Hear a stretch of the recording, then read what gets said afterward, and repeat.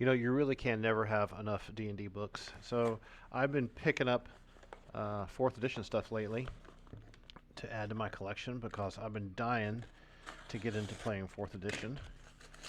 And a lot of people have been separating with them. Yay, this is the Player's Handbook too. Thanks very much, dude that sent it to me. So in 4th edition, uh, you got X number of classes in the first book, and then they added additional classes in the second book. So this is in fantastic condition. And has this even been opened? I don't see any.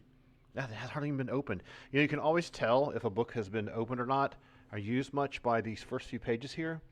I'm not trying to be. I'm not really a collector, but man, I just love these books. I just love them so much. I'm addicted to role playing games. Of course, the 4th edition is embossed, so you can feel like there's embossing here over the monsters. And of course, I thought the artwork in this series and the game design work. This is Jeremy Crawford, Mike Merles, and James Wyatt. Mike Merles one time did this really cool Iron Kingdoms kind of vibe version D20 around 2006 or so. Anyway, let's take a look at this book. Player's Handbook 2 from 4th edition. This is got new character classes: Avenger, Barbarian, Bard, Druid, Invoker, Shaman, Sorcerer, Warden, and of course then they add in epic destinies like Fate Singer, Glorious Spirit, Harbinger of Doom, Lorekeeper, Primal Avatar, Revered One. And I do believe I've got a Player's Handbook 3 coming as well. They added some racial paragon paths. So, hopefully this camera's picking up the detail here. I try to make these things as high res as possible. I'm just going to flip through really quickly. I'm not going to make any stupid comments or anything. This has got a little bit of warping to it, like a little heat warping. I can feel some heat warping happening here, but that's okay. If this book had been used, it was pretty darn well taken care of. There's no like greasy, snotty fingertips on it or anything like that. So yeah, it's just got some heat warping to it, which is no big deal. Um, I'm just going to quietly flip to the book for you to take it so you can enjoy checking out what's inside of it. We got too much real estate. Let's put this more centered here like this. Is that a little bit better? The camera's not exactly perfect, so bear with me. 4th edition has really, really good writing. Really, really good writing. And the art is so much more, how can we say it, less amateur. Not that the art is amateur. Well, some of it is. Some of the newer art and some of the Pathfinder stuff and some of the D&D 5e stuff just isn't as stellar. And I think in 4th edition, I think they pushed the boat out a little bit more, which makes sense because they're coming from 3.5. Every single art piece in here so far is brilliant. And there's just so many class options. Oh my goodness, it's just incredible how much human work went into and designer work went into creating all this content. It's just a shame that everyone gives it a bad rap. This deserves so much more. I think I'm going to have to do more stuff with 4E. We're going to I mean, there's so much stuff to go back through. This is like having 4,000 years of world history and game design to go back and look through. All these power designs, they're just they're just amazing.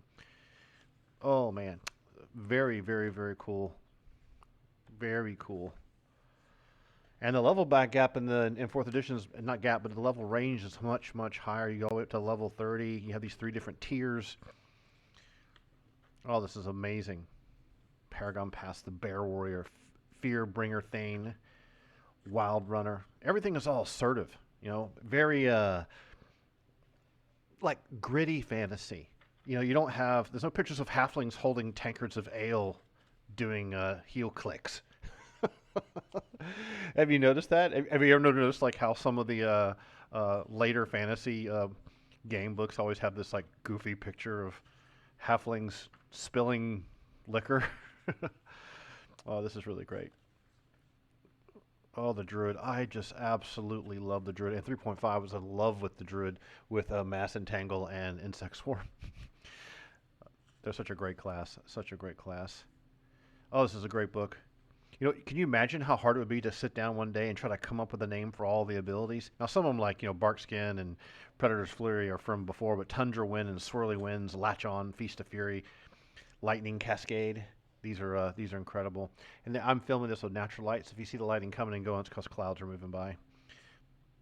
Really great. We're on page 95 already, and just the amount of work that goes into this book is just incredible. I love it. Absolutely love it. Oh man, if someone wants to run a 4E game sometime, please invite me. I would just absolutely. I've got the character builder and everything here on my desktop. I would just absolutely love to play a 4th edition campaign, especially one of the old ones like Against the Giants or something that's been reworked. Oh, this is incredible. Okay, I know I'm sounding like a little child on Christmas Day, but this is so much here. This is like, oh, you can sit on the beach and just read through all this stuff in the shaman class. The spirits surround us, guide us, hold us all the knowledge in the world. I played Enhancement Shaman in a World of Warcraft, very hardcore melee class. And when they gave us Lightning Lasso, I would destroy people in PvP. Shaman, shaman, shaman.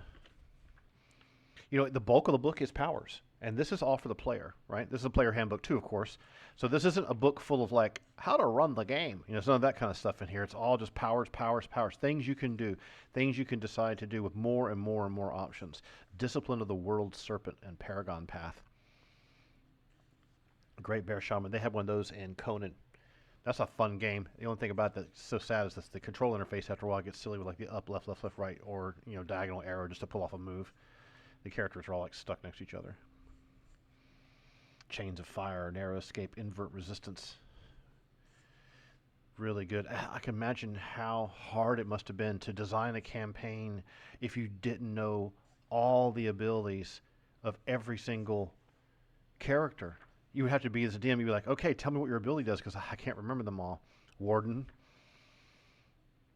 Oh, this is a brilliant book. Brilliant, brilliant. Winter Herald. Wow. This should be an MMO. You know, when they did the first Neverwinter game at Cryptic, it was 4th edition, right? Like the base classes. And then over time, they kept changing it and changing it and changing it. And a new design director guy kind of got in there who used to be a system designer. And they just been trying to reinvigorate their free-to-play game for so many years because it doesn't cost anything to play it. And I remember when they switched the whole system kind of sort of to simulate 5e, down-leveled everyone to level 20, and changed all their names, but they left some of their old abilities. They just isn't really 4th edition or 5th edition at all. It's just kind of a mix. It's still a fun game. Go check it out. It's certainly a lot more entertaining than D&D Online. I know a lot of you guys love that. Okay, character options. Let's see what we got here. Background feats, adventuring gear, magic items, rituals. So we just went through 176 pages, just flipping through it here of character races. That's a lot of content. That's a lot of content. And here's more options for you. So this gets a little bit more fluffy stuff. So for page 179 to 223, it's going to be probably the remainder of this kind of stuff. So racial backgrounds, drow, dwarf, dragonborn, eladrin, elf. So what they're doing here is they're adding options. Like say you're playing a drow, then they add an outcast. You were cast out from the city of your birth, most likely because of your failure to comply with the evil customs of your people or terrible whims of Lolth's priest. Do you dream of returning and gaining revenge, or are you fleeing for your life? Associated skills, dungeoneering, and perception, or a drow orphan. The drow community in which you were born no longer exists. Perhaps an army of dwarves or elves wiped it from the Underdark and is exterminated by another drow city. Somehow you survive this event. Did that something about you prompt a member of your invading force to spare you and bring you to the surface? Associated skills, dungeoneering, and endurance. So these are really great backgrounds, racial backgrounds. They're specifically tailored to the types of things that might happen to you if you're a halfling, human, tiefling, Goliath, gnome, half-elf, etc. And then interesting heroic feats. Good chart for all the tiers of the heroic feats. Really, really good. Oh, wow. What, a page with no art on it. Can you believe it? That's one thing that the role-playing game books are so guilty of. Sorry, the sun's coming by and blocking out all our light here, but I'm not going to turn our overhead light on. Forget it. This is too nice. We're almost done. I hope you enjoy looking through these things. It's fun to... I'm just going to flip a little bit. Magic plate armor. This is all gear. Wow, that's really nice. It's good to see an old school advanced D&D sets of armor. These are all armor descriptions here, like shared valor armor. The verses and images inlaid in this armor surface are a source of inspiration for the wearer, as much as for those who behold the armor. Level 8 plus 2, level 13 plus 3, level 18 plus 4. It's a leather and chain enhancement. Wherever you grant temporary hit points to an ally, you gain temporary hit points equal to half the number you grant that ally.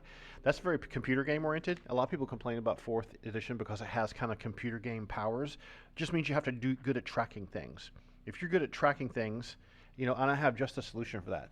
This is the solution that has been around since the dawn of time. They're called index cards, and you write on them. It's not that big of a deal. You don't need a laptop. There's wondrous items, rituals, ritual descriptions. Oh, this is fantastic. Rules updates. These things can be dangerous, and they change some things.